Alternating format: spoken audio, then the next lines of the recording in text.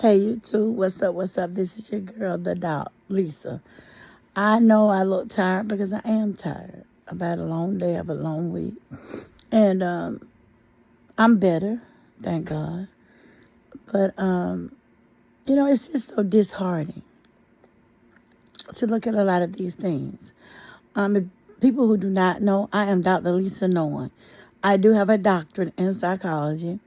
And I'm a psychologist. I'm a professor. I'm a motivational speaker. I own a counseling business. I help the homeless. I help the misfortune, as well as I take care of a few old ladies. My old lady being at the top of the chain. I just came out to say, we as parents, and I don't have children. I don't have a godchild. We have to be careful at the things that we give to our children. Because a lot of children do not appreciate it. Well, what do you mean when you say that? You can give your children everything in the world. You can get them out of everything that you can get them out of. Or either you try to get them out of it. But that still don't stop a lot of them from coming and unaliving you. I was looking at an article, and I guess it happened a few days ago. I don't have everything in it, but I have the pieces that I wanted. And it was this 15-year-old young man. I forgot what he did.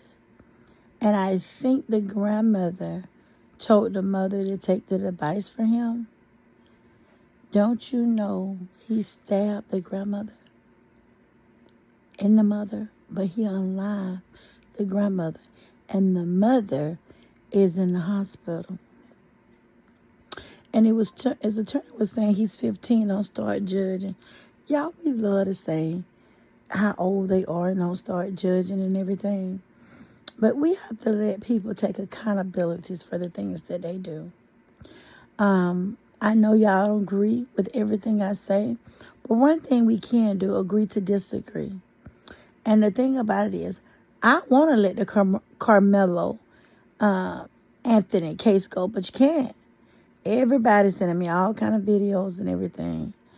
And I just feel like if you're the audience and you want to hear about it, I'm going to talk about it. I'm going to say this.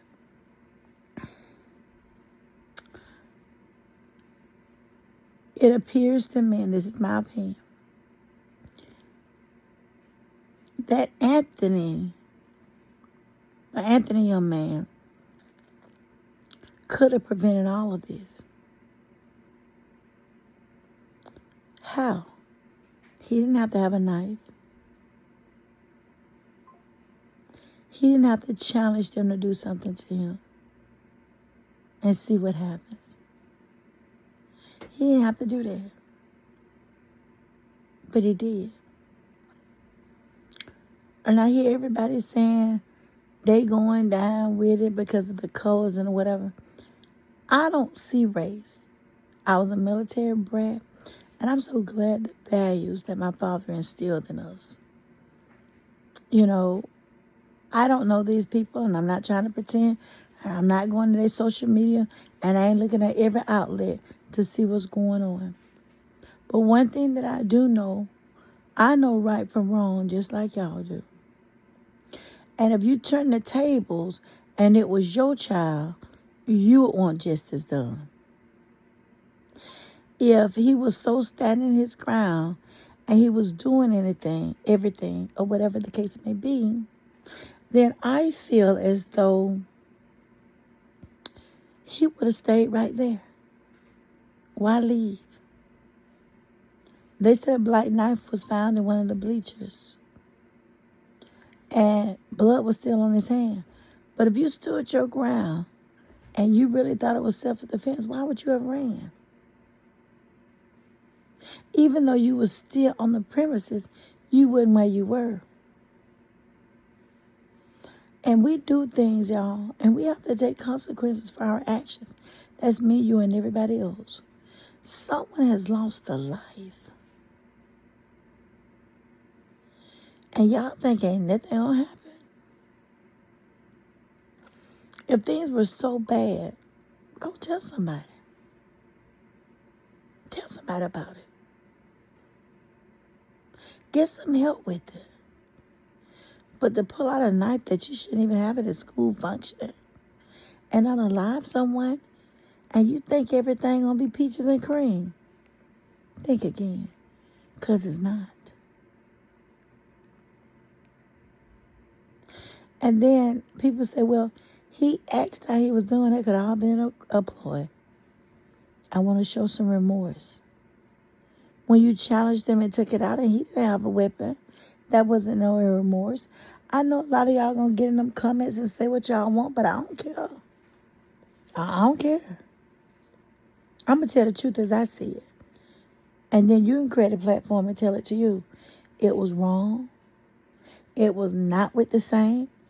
This is just like if somebody in your backyard and they ain't in your house.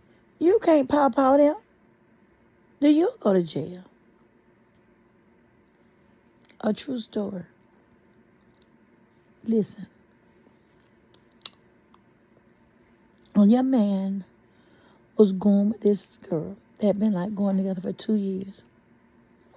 After the second year, he started beating her. Every time she tried to get away, he beat her. When she called the police out there was an officer, pulled her to the side, told her what to do, and she went and got a restraining order. He didn't care about the restraining order. He still came to pick at her. She ended up calling the police back. They still didn't do anything. And this officer told her, arm yourself and go to the range and learn how to use it. And she did. It had been at least 9 months since she had been with him. She had broken it off. Before she broke it off, she went to his mother and asked his mother to help her. He found out about it, and when they was over there that next Sunday after church eating, he jumped on in front of everybody. Nobody said anything. He had a cousin that went and snatched him off of her and asked everybody else, what in the hell wrong with y'all? She had a black eye and everything. Not her cousin, but his cousin told her, I'll go back with you and let them know that he's still beating on you. He was supposed to be out of town, the mother said. But when he came and he started beating her, the mother said nothing. And I said, have you thought about what the officer said? She said, I don't even know how to go by get one. I said, well, you can go to the GUN store and they'll run your record. And if it comes back clean, you'll have it. And this was the time you have to register your firearm. And she did it. He kept calling, kept threatening to unalive her. And she called the ex-husband and asked him, could him and his new wife take the kids for a while because of the things that was going on. And the father said, why you ain't been saying something to me about this? And so the father and his wife, when the father didn't have to work, they would go stay with her so she could get some sleep. And the children there, her ex-husband, would take guard. They had they're co-parenting the children. The wife loves, the ex-wife loves the new wife, and vice versa. She can't have any kids, so she loved those kids. And she said, he's going to unalive me, and I don't want our kids to be here. So, of course, the dads say, of course we'll take them. If I have her long, you can come. She was a nurse. She had did the graveyard shift. And she said she would get off at 4 a.m., get home at 5. She said the only thing she be trying to do is get them clothes off, hurrying up, and get in the shower. She said the next night she didn't work. because I was 3 on, 4 on. Y'all, I'm sorry. 3 on, 4 on, I'm not sure. She said, but the ex-boyfriend was hiding in the bushes. And he jumped out on her and forced her in the house. And he lunged at her and she fell back. And when she came back up, she unloaded it on him. She called the police, told them what had happened, had the door open and was waiting for him, and said, there he is. Coroner came out. Anytime a coroner come out, somebody's deceased. I don't care what nobody tell y'all. Stop believing these folks. Coroners just don't come out to shoot it. Somebody has passed. If I could get folks to... But anyway, I don't want to get up in that soapbox. And so that the family was mad at her. The mother was mad. They said everything they were going to go do. And the cousin called her and said, if you need me, I'm there. If they come up there, I'll come. I'll come in and do whatever and get restraining orders against them. Now, he died. They took her in for questioning at 9:30. She was back home at 11:30 p.m. because it was so many cases where he done her wrong. And you know what? Nothing happened to her. So you got to have like a paper trail. Because you can't stalk people, domestic. He did everything, black eyes and everything. And the mother was calling her, murder you, you killed my son. Well, your son was whooping my ass. And you didn't care. But let me tell y'all something, how karma has things.